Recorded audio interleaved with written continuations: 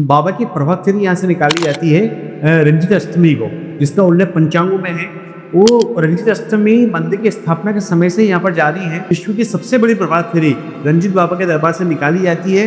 विगत वर्ष 5 से 7 लाख श्रद्धालु सुबह 4 बजे बाबा के दरबार में यहाँ पर उपस्थित थे और बाबा अपनी दर से भक्तों को आशीर्वाद देने निकले थे। जब हम प्रभात फेरी में बाबा के विग्रह को जब हम यहाँ से लेके निकलते हैं तो आप निश्चित रूप से मानिए कि हम लोग के रोंगटे खड़े हो जाते हैं। जब बाबा को हम आँख मुँह उठा के जब यहाँ से हम उनके रथ तक ले आते हैं, तब तो साक्षात लगता है कि बाबा स्वयं हमारे साथ में चल रहे हैं। और वो क्षण बड़े ही अभूतपूर्व रहते हैं और हमारे रोंगटे खड़े करने वाले रहते हैं कि निश्चित रूप से माने कि विलक्षण शक्ति है जो हम लोग के साथ में चल रही है। हमने देखा था कुछ समय पहले धीरेन्द्र शास्त्री जी आए थे, तो उनका क्या लगाव था, वो कहानी थोड़ी बताते हैं। मैं बाबा के बारे में सुन रखा था, तो उनकी बहुत आर्थिक इच्छा थी मंदिर में आने की, तो हम लोगों ने उनको आमंत्रित किया था। स्थान पर आप बैठे हैं, जब हमने उनसे निवेदन कहा कि आप ऊपर आके बैठिए, तो वो बड़े मैंने इतना ऊंचा होने के बाद भी बड़ी विनम्रता थी। बोले नहीं ये स्थान तो बोले आप लोग का स्थान, मैं यहाँ पर नहीं बैठूंगा। फिर भी हमने उनसे निवेदन करा तो वो तब जाके इस स्थान पर आकर बैठे। यहाँ पर भगवान के वो हाथ जोड़ के बैठे और उनके मुँह से शब्द निकले कि बड़ा ही चैतन्य जागृत स्थल है एवं आप सौभाग्यशाली जो बाबा की सेवा में लगे रहे। श्री रंजीत हनुमान से जुड़ी कोई ऐसी गाथा या कथा जिससे लोग आज तक अनजान हैं? मंदिर जो हनुमान जी के मंदिर होते हैं पूर्वमुखी और दक्षिणाभिमुखी होते हैं, किंतु बाबा का एकमात्र मंदिर रंजित हनुमान मंदिर ऐसा है जो आग्नेयमुखी है। जैसा कि आप यहाँ पर देखेंगे तो पूरब और दक्षिण के बीच में बाबा का मुख है, तो ये आग्नेयमुखी प्रतिमा है और बाबा का मुख खुला हुआ है। यह विश्व की प्रथम ऐसी प्रतिमा है जिनका मुख खुला हुआ है। तो ये मंदिर की बहुत प्रमुख विशेषता है। साथ ही यहाँ पर जितने भी IAS IPS अफसर रहते हैं वो भी नित्य प्रतिदिन मंदिर में आते हैं। जितने भी राजनेतागण हैं वो भी मंदिर से बाबा का आशीर्वाद लेते हैं और आज उनमें से कई ऊंचे ऊंचे पदों पर आसीन हैं। जैसे 2 बार मेरा ऑपरेशन हुआ, जब भी डॉक्टरों ने हाथ टेक दिए थे कि बहुत टिपिकल ऑपरेशन है, किंतु बाबा के आशीर्वाद से मैं आपके सामने बैठा हूँ। सैकड़ों भक्त यहाँ पर आते हैं। अभी जस्ट एक लेडीज यहाँ पर आके बैठी थी, वो कीमोथेरेपी की बातें कर रहे थे। अभी 8 दिन पहले भी वो आए थे, उनकी कीमोथेरेपी हुई। जैसे सैकड़ों उदाहरण उनके पास सुनने के देखने को हमारे सामने मिलते हैं, जहाँ व्यक्तियों ने बाबा से प्रार्थना करी और बाबा ने उनके हर क्षेत्र में उनकी बात सुनी और उनको सफलता प्राप्त हुई। यदि जीवन में किसी प्रकार की बाधाओं का सामना करना पड़ रहा है तो एक अचूक उपाय जो है, जो मेरे भी अनुभव में है, जिसको मैं भी नित्य प्रतिदिन करता हूँ, साथ ही जो बड़े बड़े जो नेतागण हैं, जो IAS अफसर है, उनके लिए भी हम ये प्रयोग करते हैं। कह सकते हैं सफलता का जो मंत्र है 80% जो है युवा वर्ग मंदिर से जुड़ रहा है। तो ये हमारे हिंदू सनातन धर्म के लिए अत्यंत ही अच्छा संकेत है कि युवा वर्ग जुड़ रहा है। युवा ही जो देश का भविष्य होता है, तो युवा वर्ग मंदिर से जुड़ रहा है। और मैं सोचता हूँ कि हो सकता है कि इस मंदिर से नहीं, अपूर्ति देश के सभी मंदिरों में युवा शक्ति जो है जागृत हो रही है और वो अपने धर्म के प्रति, अपने संस्थानों के प्रति बहुत ही तेजी से कार्य कर रही है। जय श्री राम दोस्तों। तो आज अनसेट क्रिएशन जिस पावन धरोहर पे आया है, इसका नाम है श्री रंजीत हनुमान मंदिर, जो कि देश दुनिया में अपनी आस्था और लोगों में प्रति विश्वास याद है। तो इसी धरोहर के मुख्य गुरुजी जो आज हमारे साथ हैं वो है दीपेश व्यास जी। सुरेखा साहब, जय रंजीत। जय रंजीत गुरु, कैसे हैं? एकदम बढ़िया, आप ठीक है? जी गुरु जी। तो गुरु जी, प्रश्नों का सिलसिला तो चालू हो जाएगा, पर कुछ मंत्र से इस चीज को चालू करते हैं तो बहुत अच्छा लगता। अतुलित बलधामम हेम शैलावदेहम तनुजवन प्रशानम ज्ञान नाम गण्यम सकल गुण निदानम वानराणाम देशम रघुपति प्रिय भक्तम वात जातम नमामि। गुरु जी, तो यह मंदिर कितना पुराना है, कब स्थापना कब हुई और इसके पीछे की कहानी क्या है, ये हमें थोड़ा बताइए। सही भक्तों को जय रंजीत। जय। अश्वत्थामा बलिर्व्यासो हनुमानच्च विभीषण कृपा परशुरामश्च सत्येतान चिरजीवना। इस कलयुग में जो 7 देवता चिरंजीवी है, उसमें से एक साक्षात हनुमान जी भी है और वही हनुमान जी रंजीत बाबा के रूप में हमारे बीच विद्यमान है और अपने सभी भक्तों को आशीर्वाद दे रहे हैं। उन्हीं हनुमान जी के चरणों में हम सभी लोग सादर नमन करते हैं।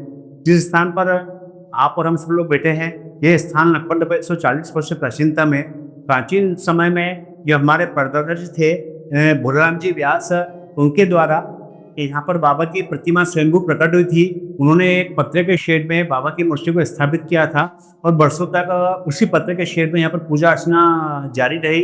धीरे धीरे जैसे जैसे यहाँ पर बस्ती गई, क्योंकि यहाँ पर जंगल था, सांप बिच्छू और शेर यहाँ पर चित्ते विचरण करते रहते थे।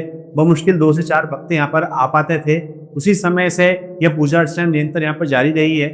उसके बाद जैसे जैसे यहाँ पर बस्तियाँ बस्ती गई, 71 है, उषा नगर है, देवेंद्र नगर है, यहाँ पर भक्तों का आवागमन बढ़ता गया, वैसे वैसे मंदिर का विस्तारीकरण होता गया। सन 62 के आसपास मंदिर में गार्टर फर्शी की छत डाली गई और मंदिर का विस्तारीकरण का कार्य किया गया। उसके बाद में सन 92 के आसपास मंदिर के अंदर आरसीसी की छत डाली गई, जिसके अंतर्गत रंजीत बाबा का यह स्थान, रामचंद्र जी का स्थान और जो शिव मंदिर है, इनको एक ही छत के नीचे लाया गया। साथ ही माता जी के मंदिर में माता जी की प्राण प्रतिष्ठा भी यहाँ पर सन 2000 में यहाँ पर की गई। मंदिर का जो स्वर्णिम काल है, 2005 के अंदर प्रशासन ने मंदिर को टेक ओवर किया था। उस वक्त यहाँ पर तत्कालीन विधायक स्वर्गीय श्री लक्ष्मण सिंह जी गौड़ थे, तत्कालीन कलेक्टर राजौरा साहब थे, एसडीएम यहाँ पर उस वक्त विवेक चौधरी सर यहाँ पर थे। उसके बाद से मंदिर पे आने को एक विकास कार्य यहाँ पर प्रारंभ हुए। फिर भी जो मुख्य विकास कार्य है, यह मंदिर का जो स्वर्णिम काल कहा जा सकता है, वो सन 2013 से प्रारंभ हुआ। 2013 में यहाँ पर मनीष सिंह साहब, जो उस वक्त एकीवन के एमडी हुआ करते थे, ऐसे मंदिर प्रशासक यहाँ पर आए। इस वक्त यहाँ पर कलेक्टर साहब आकाश त्रिपाठी सर यहाँ पर थे और उन्हीं के मार्गदर्शन में यहाँ पर अनेक विकास कार्यों की बयान यहाँ पर आई। मंदिर की मुख्य विशेषता यहाँ का भक्त मंडल है, जो कि तन मन धन से मंदिर के सभी कार्यों के प्रति समर्पित रहता है। उन्हीं भक्तों को सहयोग से और प्रशासन के सहयोग से मंदिर में अनेकों विकास कार्य हुए हैं। इसमें से प्रमुख है यहाँ का बाउंड्री वॉल का निर्माण किया गया। उससे यहाँ की जो जमीन थी, नंदी के पास करीब 4.5 एकड़ जमीन है, वह सभी कब्जेदारों से सुरक्षित की गई। उसके पश्चात यहाँ पर भक्तों को सुविधा के लिए एक आरओ प्लांट की स्थापना की गई, जिससे श्रद्धालुओं को यहाँ पर शुद्ध पेयजल मिल सके। साथ ही यहाँ पर एक अन्य क्षेत्र भी प्रारंभ किया गया 2013 में, जिसमें वर्तमान में भी 700 से 800 श्रद्धालु निःशुल्क भोजन प्रसादी ग्रहण करते हैं। साथ ही शाम को 500 से 700 जो ST/SC छात्रावास की जो बच्चियां हैं, उनको यहाँ से निःशुल्क नाश्ता यहाँ से भेजा जाता है। साथ ही मंदिर एपो प्रकल्प चलाता है, जिसके अंतर्गत जो थैलेसीमिया में पीड़ित बच्चे रहते हैं, उन बच्चों को यहाँ पर दवाइयों के रूप में मदद की जाती है। इस वक्त करीब 28 से 30 बच्चों का उसमें रजिस्ट्रेशन है और करीब 4 से 5 लाख रुपए प्रति माह की दवाइयाँ मंदिर ट्रस्ट की तरफ से उन बच्चों को यहाँ पर निःशुल्क वितरित की जाती है। वर्तमान कलेक्टर श्री आशीष सिंह साहब के मार्गदर्शन में यहाँ पर चांदी का कार्य किया जा रहा है। जैसे कि पार्ट आप यहाँ पर जो देख रहे हैं, ये कल ही यहाँ पर चांदी का पार्ट लगाया है। इसके अलावा भी अनेक यहाँ पर विकास कार्य चल रहे हैं। जैसे कि अभी 7 करोड़ रुपए की लागत से श्रद्धालुओं को और सुविधा देने की दृष्टि से आशीष सिंह साहब ने एक प्रोजेक्ट यहाँ पर अप्रूव किया है, जिसका अतिशीघ्र यहाँ पर शुभारंभ भी होने जा रहा है। यहाँ पर जो विधायक है मालिन सिंह जी गौड़, उनका भी सहयोग मिलता है। मेयर साहब जो पुष्यमित्र भार्गव जी, उनका यहाँ पर सहयोग काफी बना रखा है। इसके अलावा मंदिर में जो प्रमुख त्योहार आते हैं, उसके अंदर प्रमुख रूप से होता है कि यहाँ पर साल में 2 एक अन्नकूट का आयोजन होता है, एक भंडारे का यहाँ पर आयोजन होता है। उसके अलावा जो प्रमुख त्योहार यहाँ पर रहता है, वो पौष मास कृष्ण पक्ष को बाबा की प्रभात फेरी यहाँ से निकाली जाती है रंजित अष्टमी को, जिसका उल्लेख पंचांगों में है। वो रंजित अष्टमी मंदिर की स्थापना के समय से यहाँ पर जारी है। कालांतर में धीरे धीरे लोग बढ़ते गए तो प्रभात फेरी का भी विस्तार होता गया। तद्यपि जो हमारे पूर्वज थे, उस वक्त तो मुश्किल से 4 या 5 लोग उस प्रभात फेरी में आते थे। इवन जो मेरे देखते देखते 2008 में भी हम लोगों ने जो प्रभात फेरी निकाली थी, तो उसमें से बहुमुश्किल 100 से 200 लोग इकट्ठा हुए थे। किंतु आज की तारीख में विश्व की सबसे बड़ी प्रभात फेरी रंजीत बाबा के दरबार से निकाली जाती है। विगत वर्ष ही 5 से 7 लाख श्रद्धालु सुबह 4 बजे बाबा के दरबार में यहाँ पर उपस्थित थे और बाबा अपनी दर से भक्तों को आशीर्वाद देने निकले थे। उस 5 से 7 लाख श्रद्धालुओं ने बाबा का आशीर्वाद उस यात्रा में ग्रहण किया था। तो वो एक विश्व रिकॉर्ड है, जिसमें 5 से 7 सनातनी हिंदू एकत्रित होता है और बाबा उनको आशीर्वाद देने मंदिर से मंदिर से बाहर निकलते हैं। इसके अलावा मंदिर में सुंदरकांड का भी प्राय यहाँ पर पाठ चलते रहते हैं। इसके अलावा यहाँ पर रामनवमी, हनुमान जयंती पर बड़े बड़े उत्सव का आयोजन किया जाता है। रामनवमी से लेके हनुमान जन्मोत्सव के दूसरे दिन एक काकड़ा आरती होती है। 7 दिवसीय उस समय में अखंड रामायण जी की भी यहाँ पर स्थापना की जाती है। रामनवमी पर संपूर्ण मंदिर में पुष्प बंगला बनाया जाता है। साथ ही मंदिर की मुख्य विशेषता है कि मंदिर में हनुमान जन्मोत्सव पर हम एक थीम बेस्ड श्रृंगार करते हैं, जिसमें किसी भी राज्य की थीम ली जाती है। विगत वर्षों में हम लोग राजस्थानी और साउथ इंडियन, गुजराती, इस प्रकार की थीम पे हम श्रृंगार कर चुके हैं। इस वर्ष हम उत्तर प्रदेश की थीम को ले रहे हैं, जिसमें मथुरा वृंदावन की थीम पर पूरे मंदिर परिसर को सजाया जाएगा। मुख्य विशेषता उसमें यह रहेगी कि मंदिर परिसर के साथ साथ ही जो देवताओं की भगवानों की जो वेशभूषा रहेगी, जो श्रृंगार सामग्री रहेगी, वह भी उसी राज्य से संबंधित पोशाकें यहाँ पर मंगाई जाएगी। साथ ही जो श्रद्धालु जो भक्त यहाँ पर सेवा देते हैं, उनको भी हम लोग उसी परिवेश के वस्त्र यहाँ पे धारण कराएंगे। जी गुरु जी, तो श्री रंजीत हनुमान से जुड़ी कोई ऐसी गाथा या कथा जिससे लोग आज तक अनजान है, तो वो कुछ कहानियों को आप हमारे व्यूअर्स को बताएं। प्राय मंदिर जो हनुमान जी के मंदिर होते हैं पूर्व मुखी और दक्षिणाभिमुखी होते हैं, किंतु बाबा का एकमात्र मंदिर रंजीत हनुमान मंदिर ऐसा है जो आग्नेयमुखी है। जैसा कि आप यहाँ पर देखेंगे तो पूरब और दक्षिण के बीच में बाबा का मुख है, तो ये आग्नेयमुखी प्रतिमा है और बाबा का मुख खुला हुआ है। यह विश्व की प्रथम ऐसी प्रतिमा है जिनका मुख खुला हुआ है, तो ये मंदिर की बहुत प्रमुख विशेषता है। इसके अलावा बाबा रंजीत इनका नाम है, तो ये भक्तों की मानसिक आर्थिक और शारीरिक परेशानियों का हल यहाँ पर बाबा, यदि आप दरबार में सच्चे भाव के साथ आते हैं तो आपकी परेशानियों का हल निकलता है। साथ ही यहाँ पर जितने भी IAS IPS अफसर रहते हैं वो भी प्रतिदिन मंदिर में आते हैं। जितने भी राजनेतागण हैं वो भी मंदिर से बाबा का आशीर्वाद लेते हैं और आज उनमें से कई ऊंचे ऊंचे पदों पर आसीन हैं और ये सब बाबा की कृपा से ही हुआ है। साथ ही जो यहाँ पे भक्त रहते हैं उनको भी बाबा का आशीर्वाद नित्य प्रतिदिन यहाँ पर मिलता रहता है। एक अभी 3 दिन पहले ये भक्त आया था जिनको प्राइमरी जांच में डॉक्टरों ने कैंसर डिटेक्ट किया था। कैंसर को जो बीमारी होती है वो डिटेक्ट किया था और उनको ऑपरेशन का बोला था। तो वो व्यक्ति टाटा हॉस्पिटल में गए और वहाँ पर जब जांचें हुई तो उनको ऑपरेशन भी हुआ, पर ऑपरेशन निकालने के बाद जब उसकी बायोप्सी की गई, जब उसकी बायोप्सी डॉक्टरों ने की गई तो उसमें से कैंसर के जो लक्षण थे सब नजर पा गए। तो डॉक्टरों ने भी बोला कि मेरा कर है, मतलब जादू है। तो वो भक्त यहाँ पर आके बहुत प्रसन्न हुआ क्योंकि कैंसर उसको प्राइमरी जांच पे कैंसर बतलाया था, किंतु ऑपरेशन के बाद जब उसकी बायोप्सी की गई तो उसने कैंसर था ही नहीं, सामान्य से ऑपरेशन हुआ और व्यक्ति स्वस्थ है। तो ऐसे बाबा के अनुकूल एक चमत्कार है। कई व्यक्ति यहाँ पर आके मांग के जाते हैं, उनकी नौकरी लग जाती है। शादी विवाह के लिए यहाँ पे प्रसंग आते हैं, उनकी शादी जल्दी हो जाती है। लोग अपने मकान की आस्था के लिए, मकान मांगने के लिए यहाँ पर आते हैं, बाबा उनको वो इच्छा भी पूरी करते। तो बाबा के पास यदि आप सच्चे भाव से आते हैं तो बाबा आपकी सभी प्रकार के मनोरथ शीघ्र अतिशीघ्र पूर्ण करते हैं। जी गुरु जी, तो जो यहाँ के समुदाय के लोग हैं, इंदौर के या देश के, तो उनके लिए बाबा की क्या महत्व है श्री रंजीत हनुमान मंदिर का? नाम बाबा का रंजीत है। आज की तारीख में इंदौर पूरे भारतवर्ष से यदि व्यक्ति आता है तो रंजीत हनुमान इंदौर आया है तो रंजीत हनुमान मंदिर अवश्य आता है और निसंदेह उसको उसके हर क्षेत्र में जीत की प्राप्ति होती है। क्योंकि व्यक्ति लौकिक संसार में रहता है तो उसकी अनेक प्रकार की कामनाएं रहती है, हर क्षेत्र में वो जीत हासिल करना चाहता है।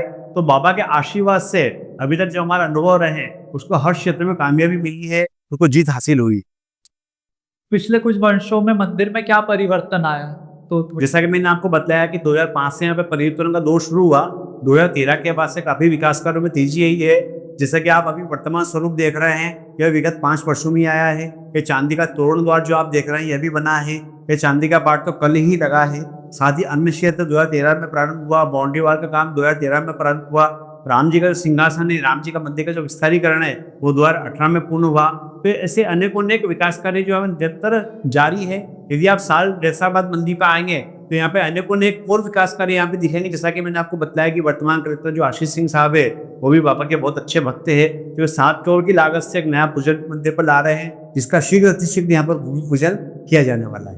गुरु जी, तो मंदिर की दिनचर्या क्या रहती है और मुख्य पूजाएं क्या होती है? जी, बाबा का मंदिर अत्यंत ही प्राचीन है। यहाँ पर मुख्य रूप से 2 आरतियाँ होती है। प्रातः काल की जो आरती रहती है प्रातः 9:30 बजे संपन्न की जाती है। सायकालीन आरती सामान्य दिवसों में शाम संध्या को 7:30 बजे संपन्न की जाती है। मंगलवार शनिवार को वो आरती 8 बजे संपन्न की जाती है। साथ ही शनिवार को दोपहर में 2 बजे यहाँ पे मनोकामना आरती होती है, जिसमें भी हजारों की संख्या में भक्त यहाँ पर उपस्थित रहते हैं। उसके अलावा बाबा का प्रातःकाल जो स्नान किया जाता है, तराया जाता है, बाबा को चोला चढ़ाया जाता है, बाबा के नित्य प्रतिदिन नए श्रृंगार यहाँ पर किए जाते हैं और 2 आरती यहाँ पर संपन्न की जाती है। तो गुरु जी, जो भी लोग यहाँ आते हैं आस्था लेके, तो आशीर्वाद पाने का सबसे आसान या सबसे तीव्र तरीका क्या है? थोड़ा आप उसको बताकर। ऐसे तो हनुमान जी को प्रसन्न करने की अनेक विधियां हैं, फिर भी ये शुद्ध और सरल विधि है। यदि आप भाव से श्री राम जी का नाम लेकर बाबा के चरणों में आते हैं, बाबा से अपने मन की व्यथाएं, आपकी इच्छा प्रकट करते हैं, यदि आपके भाव शुद्ध है तो आपको किसी प्रकार की क्रियाओं जाने की आवश्यकता नहीं है। आप हाथ जोड़ के प्रार्थना करेंगे तो बाबा आपकी मनोकामना पूर्ण कर लेंगे। इसके अलावा यदि आप थोड़ा तेल सिंदूर लेके आते हैं तो उससे भी बाबा प्रसन्न हो जाते हैं। यदि आप श्रीफल लेके आते हैं तो उससे भी बाबा प्रसन्न हो जाते हैं। पद मुख्य रूप से है आपके भाव। भावे ही देवो विद्यते तस्मात् भावे ही कारणम। हमारी भावना में ही भगवान रहते हैं। यदि हम भाव से भगवान को पूजेंगे तो निश्चित रूप से भगवान अपनी भक्तों की जो इच्छाएं हैं उनको निश्चित से पूर्ण करेंगे। ऐसा कोई विशेष मंत्र होगा जिसे पढ़ें तो उनके कार्य सिद्ध हो? यदि जीवन में किसी प्रकार की बाधाओं का सामना करने पड़ रहा है तो एक अचूक उपाय जो है, जो मेरे भी अनुभव में है, जिसको मैं भी नित्य प्रतिदिन करता हूँ, साथ ही जो बड़े बड़े जो नेतागण है, जो IAS अफसर है, उनके लिए भी हम ये प्रयोग करते हैं। कह सकते हैं सफलता का मंत्र। सफलता का जो मंत्र है वो है कि भगवान हनुमान जी को श्री राम अत्यंत ही प्रिय है, ये उन्हीं के सेवक है। तो यदि आप प्रातः उठने के बाद स्नान करने के पश्चात ही राम रक्षा स्तोत्र का पाठ करें। राम रक्षा स्तोत्र छोटा सा पाठ होता है, संस्कृत में भी होता है, हिंदी में भी होता है। यदि उसका पाठ करते हैं, उस पाठ के पश्चात ये हनुमान चालीसा का पाठ करें तो निश्चित रूप से आपके सभी मनोकामना। ये राम स्तोत्र का पूरा पाठ होता है, इसके पूरे मंत्र होते हैं, इसको आप पाठ कर सकते हैं। हनुमान चालीसा चूंकि सबको याद रहती है, हनुमान चालीसा आप पाठ कर सकते हैं।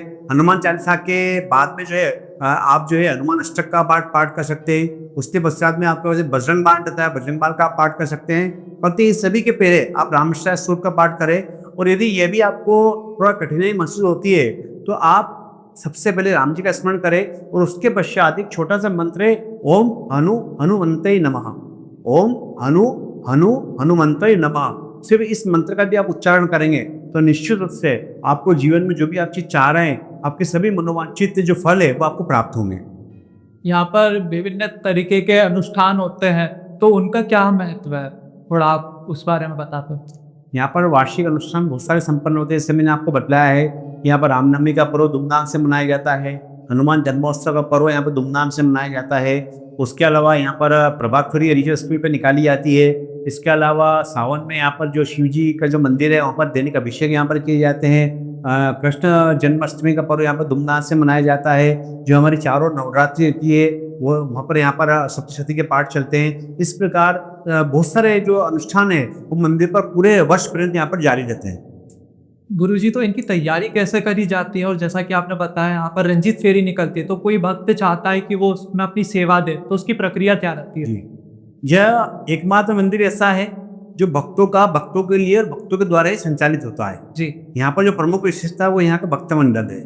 यहाँ पर करीब 22,000 भक्त जो है रजिस्टर्ड है और वही अपनी सेवाएं पूरे वर्ष भर विभिन्न स्वरूपों में यहाँ पर प्रदान करते हैं। कोई तन से सेवा देता है, कोई मन से सेवा देता है, कोई धन से सेवा देता है। और उन्हीं भक्तों के सहयोग से जो भी बड़े से बड़ा कार्यक्रम रहता है वो बड़ी आसानी से और सरलता से यहाँ पर संपन्न हो जाता है।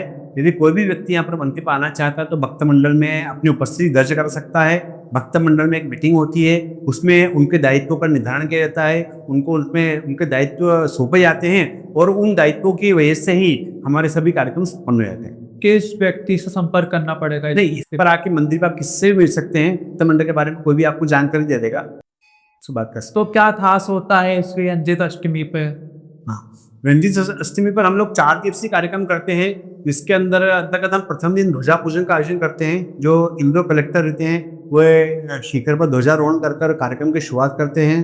द्वितीय दिवस पर हम लोग दीपोत्सव का कार्यक्रम रखते हैं। 51,000 दीपक पूरे मंदिर परिसर में प्रज्वलित किए जाते हैं। साथ ही भजन संध्या का आयोजन आता है। प्रति दिवस पे हम लोग 1.25 लाख रक्षा सूत्रों को अभिमंत्रित करते हैं और यह रक्षा सूत्र सभी भक्तों को निःशुल्क वितरित किए जाते हैं उनके सभी कष्टों का निवारण करने के लिए।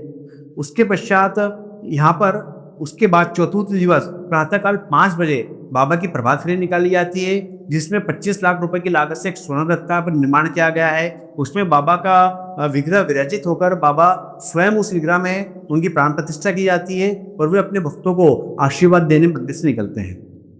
हम हनुमान जी के जीवन से ऐसी कौन सी शिक्षाएं जो हम ले सकते हैं, तो थोड़ा आप उस चीज को बताइए। हनुमान जी का जीवन तो अपने आप में बड़ी आदर्श है। उनसे हम संयम की शिक्षा ले सकते हैं, उनसे हम अनुशासन की शिक्षा ले सकते हैं, उनसे हम साहस की शिक्षा ले सकते हैं, उनसे हम धैर्य की शिक्षा ले सकते हैं, उनसे हम विनम्रता की शिक्षा ले सकते हैं। जब हनुमान जी अशोक वाटिका में गए थे, अशोक वाटिका में वो सीता जी से मिले थे, सीता जी ने उनसे उनका परिचय पूछा था तो हनुमान जी ने ये नहीं बताया था कि मैं बहुत बलशाली हूँ, मैं 100 योजन समुद्र को लांग के यहाँ पर आया हूँ, मैं हनुमान हूँ। उन्होंने एक ही शब्द में अपना परिचय दिया था कि रामदूत में मातु जानकी, कि हे माता मैं तो सिर्फ राम जी का दूत हूँ। तो ये इनकी विनम्रता थी। कितने बलशाली होने के बावजूद भी ये बड़ी विनम्रता से अपना परिचय देते हैं। दूसरी बात, जहाँ पर इनका साहस देखने की अपने को जरूरत पड़ती है, जहाँ पर साहस का प्रदर्शन होता है, तो हम देखते हैं कि पूरी लंका को उन्होंने जलाकर राख कर दिया था। और जो रावण ने इनसे पूछा था कि तुमने हमारे राक्षसों को क्यों मारा, तो उन्होंने स्पष्ट बोला, जिन मोहि ते में मारे, जिन्होंने मुझे मारा इसलिए मैंने उनको मारा। तो जहाँ पर साहस की आवश्यकता पड़ती है वहाँ आपको साहस का प्रदर्शन करना पड़ता है, जहाँ विनम्रता की आवश्यकता होती है वहाँ विनम्रता का प्रदर्शन करना पड़ता है। साथ ही अनुशासन भी हम हनुमान जी से सीख सकते हैं। जब हनुमान जी शिक्षा ग्रहण कर रहे थे तब उनको एक शिक्षा ग्रहण करना थी सूर्य भगवान से। सूर्य भगवान को उन्होंने अपना गुरु बनाया था। तो सूर्य भगवान ने इनको बोला था कि मैं तो नींद को भ्रमण करता रहता हूँ, एक जगह में स्थिर रहता नहीं हूँ, यदि तुमको मेरे से शिक्षा ग्रहण करना है तो तुमको मेरे साथ निरंतर चलना पड़ेगा। तो हनुमान जी ने संपूर्ण शिक्षा कांड में सूर्य भगवान के साथ निरंतर अनुशासन में रहकर, संयमित रहकर, चलते चलते उन्होंने शिक्षा ग्रहण करी थी। ये अनुशासन भी हम उनसे सीख सकते हैं। साथ ही सेवा का भाव, जो स्वामी बोले उसका पालन करना। जब हनुमान जी लंका का दहन कर सकते हैं, वहां जाकर राक्षसों को मार सकते हैं, तो सीता जी को भी लेके आ सकते थे। सही बात। सीता जी को भी लेके आ सकते थे, किंतु सीता जी को लेके नहीं आए क्योंकि राम जी ने उनको ऐसा आदेश नहीं दिया था। तो हम ये भी उनसे सीख सकते हैं। ऐसे अनेकों अनेक शिक्षाएं हैं जो हमारे युवाओं को हनुमान से ग्रहण करना चाहिए। हनुमान जी से जैसा कि आपने बताया शिक्षा हमें लेनी चाहिए, तो वो शिक्षाएं हमें हमारे जीवन में परेशानियों से कैसे दूर करती है? यदि आप विनम्रता का पाठ करते जी। हैं, तो विनम्र रहते हैं, तो आपको जीवन में निश्चित सफलता मिलेगी। हनुमान जी शिक्षा ग्रहण करी सूर्य भगवान से, उसका मतलब ये है कि आप यदि अच्छा एजुकेशन प्राप्त करते हैं, अच्छी शिक्षा प्राप्त करते हैं, अच्छी शिक्षा प्राप्त करके विनम्र बनाए रहते हैं, तो निश्चित रूप से एक नई ऊंचाइयों पर जाते हैं। साथ ही साहस, जीवन में आपको अनेक मौके ऐसे आते हैं जब आपको निर्णय लेने की आवश्यकता पड़ती है, जब आपका मन बड़ा कश्मकश में दुविधा में पड़ जाता है कि मैं निर्णय दूं नहीं दूं, इसमें क्या होगा, तो वहां पे आप हनुमान जी को याद कीजिए। हनुमान जी जो है बल बुद्धि के दाता है, साहस के प्रदाता है। तो वो साहस हमको हनुमान जी से मिलता है, विनम्रता हमको हनुमान जी से मिलती है, अनुशासन हमको हनुमान जी से मिलता है, धैर्य का पाठ हमको हनुमान जी से सीखने को मिलता है। ऐसे अनेकों अनेक शिक्षा हैं। अब धैर्य का उदाहरण अपन एक ये भी ले सकते हैं कि जब हनुमान जी सुग्रीव की सेवा कर रहे थे तो वो राम जी से मिले नहीं थे, तो सुग्रीव की सेवा भी उन्होंने वर्षों तक की थी। तो वहां पे भी उन्होंने धैर्य रखा था राम जी से मिलने के लिए। जब किष्किंधा कांड में जब वो इनकी मुलाकात होती है सुग्रीव से, राम जी से, तब तक वो सुग्रीव की सेवा कर रहे थे वहां पर वो। तो धैर्य का पाठ भी हम जो है हनुमान जी से सीख सकते हैं। आप मुख्य गुरु जी के रूप में इस मंदिर में कब से सेवा दे रहे हैं और श्री रंजीत हनुमान के प्रति आपका क्या लगाव रहा है? जी जी। चूंकि मंदिर पर हमारी 5वीं पीढ़ी सेवा अर्चना का कार्य कर रही है। हमारे परदार जी स्वर्गीय भोलाराम जी व्यास यहाँ के संस्थापक पुजारी थे। उसके पश्चात हमारे दादाजी गोपीकृष्ण जी व्यास ने यहाँ पर पूजा अर्चना की। तत्पश्चात हमारे पिताजी स्वर्गीय श्री त्रिलोकीनाथ जी ने यहाँ पर पूजा अर्चना की। वर्तमान में हम 4 भाई, पंडित संजय जी, मैं स्वयं दीपेश, मैं से छोटे निचेश एवं पंडित नितेश एवं उनका पूरा परिवार यहाँ पर पूजा अर्चना का कार्य यहाँ पर करते आ रहे हैं। और बाबा का हमारे परिवार के साथ ही सभी भक्तों पर भी पूर्ण आशीर्वाद बना हुआ है। और बाबा की कृपा से सभी प्रकार की सुख समृद्धि भक्तों के साथ साथ हमें भी प्राप्त है। मेरा जो व्यक्तिगत अनुभव बाबा के प्रति रहा है, मैं छोटा सा आपको शेयर करना चाहूँगा कि प्रभु जो करते हैं वो अच्छे के लिए ही करते हैं।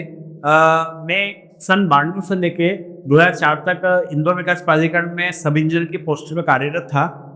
मैंने सिविल इंजीनियरिंग कर रखा है, मैं सब इंजीनियर था। 2004 हम लोग एक सुप्रीम कोर्ट से एक केस लड़े थे हम लोग, वहाँ से किसी कारण वो केस हार गए थे और हमारी वो नौकरी हमने छोड़ी थी वहाँ पे। तब एक धक्का सा जरूर लगा था कि यार नौकरी थी, सब इंजीनियर की नौकरी छूटी थी, किंतु जो कहते हैं कि ईश्वर को जो मंजूर होता है बहुत ही अच्छे के लिए होता है, जो ईश्वर करता है बहुत अच्छे के लिए करता है। क्योंकि ईश्वर को हमें यहाँ पर बहुत महत्वपूर्ण जिम्मेदारी पे बिठाना था, वो नौकरी हमारी छूटी।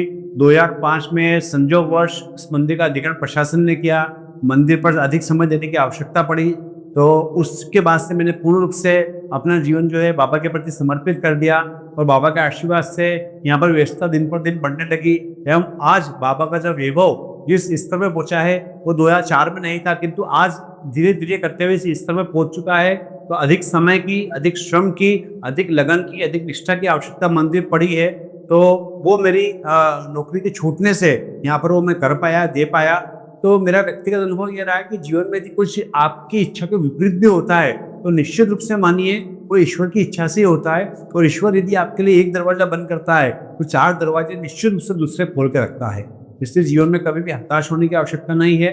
आप जीवन में जो भगवान ने जिम्मेदारी दी है उसे पूरी निष्ठा से और लगन से उसका निर्वहन कीजिए। निश्चित रूप से आप लोग जीवन में सफल होंगे। जी, आपके कुछ अनुभव होंगे इस मंदिर को लेके व्यक्तिगत, वो क्या रहे? सैकड़ों अनुभव।